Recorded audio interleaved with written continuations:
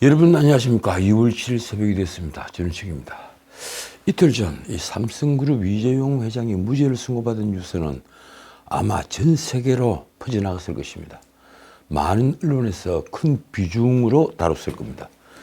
아마도 전 세계는 한국의 삼성그룹 경영권 승계와 관련된 부당 합병 그리고 회계 부정 혐의 등으로 기소된 이 사건을 아직도 제대로 이해하지 못했을 것입니다. 이재용 회장은 2015년 제일모직 삼성물산 합병 과정에서 삼성그룹 경영권 승계 목적으로 여러 부정 거래와 시세 조정 그리고 회계 부정 등에 관여한 혐의로 2020년 기소되었습니다. 그러나 재판부는 제가 어제 방송에서도 말씀드렸다시피 이재용의 혐의 19건 모두 범죄의 증명이 없다면서 무죄를 선고했습니다. 함께 기소된 최지성 미래전략실장 등 피고인 13명도 모두 무죄를 선고받았습니다. 이 사건은 2020년 6월 외부 전문가들로 구성된 검찰수사심의위원회가 이 회장을 불기소하고 수사를 중단하라고 권고를 했던 사건입니다.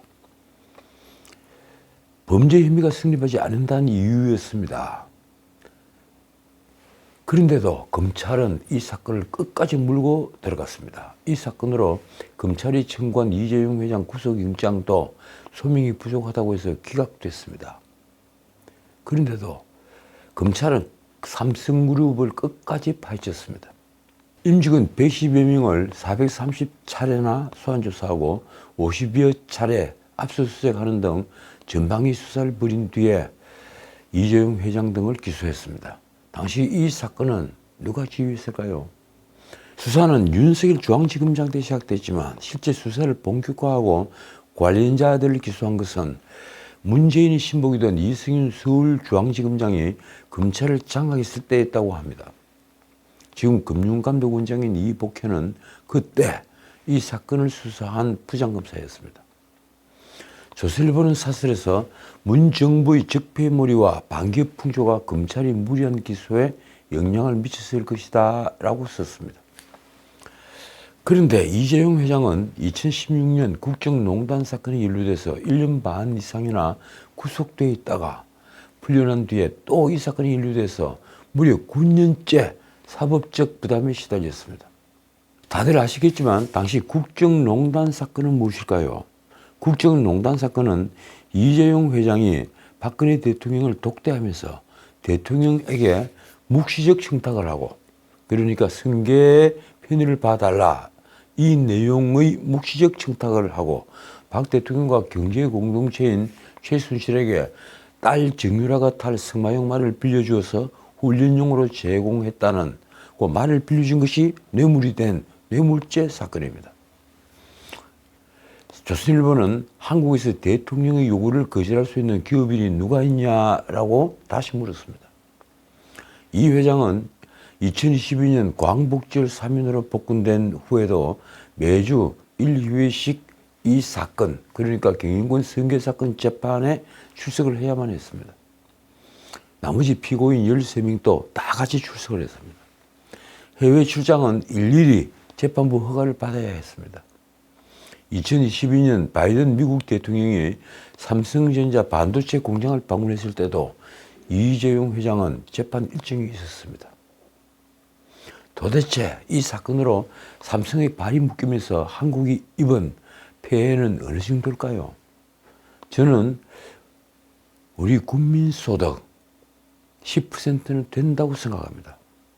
자, 다른 문제 짚겠습니다. 경기도지사 시절 법인카드를 이용한 게 지금 새삼 국민적 관심의 대상이 되고 있습니다. 누구 이야기일까요? 바로 이재명 민주당 대표의 이야기입니다. 이재명이 당시 법인카드로 과일까지 구입했다는 의혹과 관련해서 국민의힘은 어제 검찰이 엄정한 수사를 촉구하고 나섰습니다. 그리고 그 의혹이 사실이라면 국민의힘은 이재명의 대표직 사퇴는 물론이고 대국민 사과를 해야 한다고 주장했습니다. 왜 다시 법인카드 유용 사건이 관심사로 떠올랐을까요? 경기도 법인카드 유용 사건을 수사 중인 수원지방검찰청은 이재명 부부가 2020년 법인카드로 최대 1,000만 원어치 과일을 사들인 정황을 포착하고 정확한 사용 액수와 출처 파악에 나섰습니다. 이 과정에서 2020년 경기도 코로나 생활치료센터 예산으로 배정된 금액이 과일값 결제에 전용됐다는 의혹이 제기됐습니다. 정의용 원내대변인이 말이 이렇습니다. 법인카드로 일제 샴푸, 초밥, 소고기를 산 것도 모자라 국민의 생명을 보호하는 데 사용될 예산을 과일 구입하기 위해서 사용한 부분에 대해 검찰은 철저하고 엄정하게 수사해야 할 것이다. 신주호 국민의힘 상근부 대변인의 논평도 신랄했습니다. 공관으로 샌드위치를 배달한 뒤에 아침 식사를 하고 소고기와 초밥으로 점심과 저녁을 챙기고 후식으로 과일까지 먹으며 국민 혈세를 낭비한 것이나 다름없다. 그렇습니다. 이 사건은 그래서 액수는 얼마 되지 않지만 정말 치사한 사건이 되어 있습니다. 왜 그런지 아십니까? 공직자가 공과 사를 이처럼 철저히 구분하지 못한 사건이 전에는 없었기 때문입니다. 자, 그런데 어제 감사원이 경기도 지방자치단체를 감사를 하니 대장동 게이트와 닮은 꼴 비리가 또 발견됐다는 보도가 나왔습니다. 사실 저도 이 문제는 꼭 한번 짚고 싶었습니다. 뭐 경기도일 때도 많이 있지만 지방자치단체마다 그것도 기초단체마다 꼭 있는 산하기관 무슨 개발공사 같은 곳 그곳에는 과거 성남도시개발공사가 저질렀던 그런 비리가 없을까? 저는 있다고 생각합니다. 개발을 빌미로 경기도 다수의 사업장에서 기초자치단체가 민간 사업자들에게 적게는 수십억 원에서 많게는 수백억 원에 달하는 특혜가 주어진 것이 이번에 다시 들통난 것입니다. 6일 감사원이 공개한 지방자치단체 참여 부동산 개발 사업 추진 실태 감사 보고서에 따르면 총 사업비 1조 8천억 규모 김포 한강 시내폴리스 개발 사업에서 가장 많은 특혜가 있었습니다. 김포지사나 김포도시관리공사는 2014년 이 사업에 참여할 민간 사업자를 선정을 했죠. 그런데 사업 진행이 부진하자 기존 사업자와의 협약을 해지를 하고 2019년 새 사업자를 공모했습니다. 그 결과 새 사업자로는 IBK투자증권과 협성건설이 대표사로 참여한 컨소시엄이 선정됐습니다. 당시 김포도시관리공사가 내건 조건은 대표사가 전체 지분의 48% 이상을 보유해야 하고 대표사가 신용등급이 높고 충분한 자본을 갖춰야 한다는 것이었습니다. 그래서 협성건설 컨소시엄이 뽑힌 겁니다. 기존 민간 사업자의 규모가 작고 신용도가 낮아 사업이 잘 진척되지 않았다. 이렇게 판단했기 때문에 내걸었던 조건이었습니다. 그러나 감사원이 확인해 보니 협성건설은 명목상 대표사에 지나지 않았습니다. 실제로는 S사가 이 컨소시엄의 실질적인 대표사였습니다. 그런데 이 S사는 신생업체였습니다. 그래서 신용등급도 낮으며 자본도 많지 않아서 S사를 내세우면 사업자로 선정되지 못할 것이라고 본 관계자들이 협성건설이 대표사인 것처럼 허위로 사업계획서를 꾸며서 제출했던 것입니다. 이들은 협성건설과 형식적인 대표사로서 업무를 수행하되 일체 책임을 면제한다. 이런 특별 협약까지 몰래 체결했습니다. 어쨌든 김포도시관리공사를 속여 사업자로 선정된 IBK 협성건설 컨소시엄 관계자들은 사업비 일부를 빼돌린 사실까지 드러났습니다. 아니 빼돌릴 목적으로 만들었으니까 당연한 결과이겠죠. 컨소시엄 관계자들과 공사 직원들은 이 사업 자금 조달을 위해 세워진 PFV 그러니까 프로젝트 금융투자회사의 이사를 맡았는데 이들은 2019년 8월 PFV가 S사의 자산 관리를 위탁하는 계약을 체결하게 했습니다. 그 계약에는 S사의 사업 대상 부지의 50% 이상을 확보하면 1차 인센티브로 135억 원을 그리고 부지의 100%를 확보하면 2차 인센티브로 74억을 준다는 조항이 있었습니다. 그런데 말입니다. 이런 조건은 돈을 넘기기 위한 명분에 지나지 않았습니다.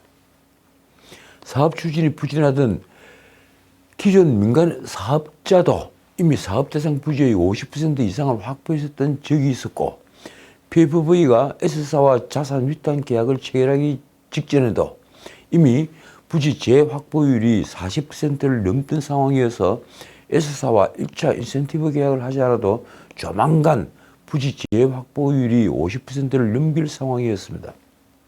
그러니까 컨소시엄 관계자들과 공사 직원들은 S사에 135억 원을 사실상 거저주는 계약을 승인해 준 것입니다.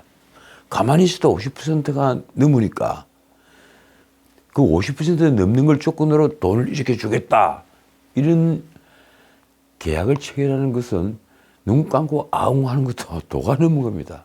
더욱이 2021년 1월에는 부지의 100%가 아니라 80% 이상만 확보해도 2차 인센티브를 받을 수 있게 계약 조건을 바꾸어 주었습니다. 그 결과 S사는 1, 2차 인센티브로 209억 원 이상을 챙겼습니다. 또 S사 대표 A 등 컨소시엄을 주도한 관계자들은 기존 민간 사업자가 이미 사업에 투입했다고 주장하는 230억 원을 그대로 주기로 미리 합의를 해놓은 상태였습니다. 하지만 PFV는 이 합의의 당사자가 아니었으므로 이 합의에 따라 돈을 줄 의무가 없었습니다. 그런데도 PFV의 자산 관리를 위탁받은 S사는 기존 민간 사업자의 채권자들이 사업비를 지급하라는 소송을 제기하자 소송에 아주 소극적으로 대응해서 패소했고, 그리고 PFV에 이 147억 원을 대신 내달라고 했습니다. 컨소시엄 관계자들과 공사 직원들은 PFV 이사회에서 이 안건을 승인해 줬습니다. 한편 S사 대표 A는 자기가 59% 지분을 가진 다른 회사 BC라는 회사를 내세워서도 사업비를 또 빼돌렸습니다.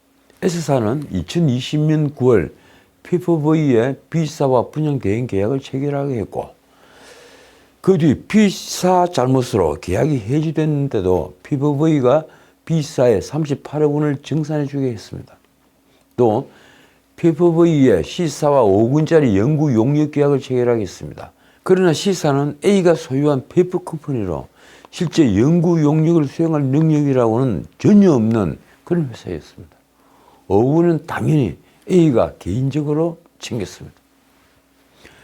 S사도 2020년 3월 PFV와 164억 원짜리 프로젝트 관리 용역 계약을 맺어 PFV 돈을 가져갔습니다. 그러나 S사가 2020년 11월까지 2년 8개월간 관리 용역에 실제로 쓴 돈은 23억 원에 불과했습니다. 감사원은 IBK 협성건설 컨소시엄이 사업자로 선정되도록 김포도시 관리공사를 속인 혐의로 컨소시엄 관계자 3명을 검찰에 수사 요청했습니다.